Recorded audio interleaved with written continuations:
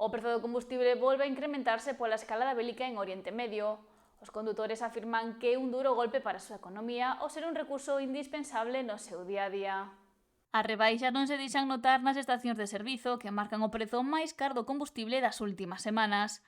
A gasolina e o gasoil rexistran un incremento paulatino nas últimas semanas, polo que o seu valor está a afectar novamente aos condutores. 20 euros de gasoil. Subeu bastante, porque metiron aquí a haber unha semana a un 59. Hoxe estaba a un 77, non me engano. A un 77, casi un 78. Que lamentan que se estea a pasar novamente por esta situación que afecta directamente aos seus petos. Cada día peor. A andar non queda outra. Falan que...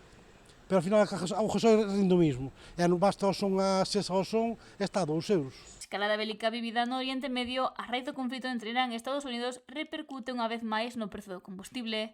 O mercado do petróleo está no foco e vese afectado de forma directa polos ataques, o que se traduce no encarecemento deste recurso para os usuarios. A mí é iso, que cando baixa, eles non baixan igual, siguen os mesmos precios. E cando suben todo. E cando o gasoil baixa, eles non baixan o gasoil, eles siguen cobrando igual.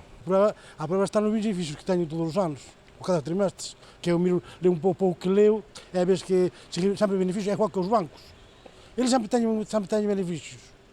Non, vamos queres pedir un crédito para comprar unha vivienda ou para o que sea, porque te interesa a ti, e non, eles, mas depois aplican-te unha cousa, ao final hai que pagar de todo.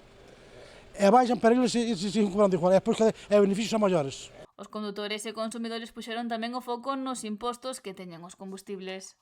Me supoño que sí, porque é algo necesario, non necesitaba tanto imposto. Para traballar fai falta. No seu caso, encher o depósito de diésel foron 83,29. case 20 euros máis que hai 2 semanas, a última vez que encheu o depósito.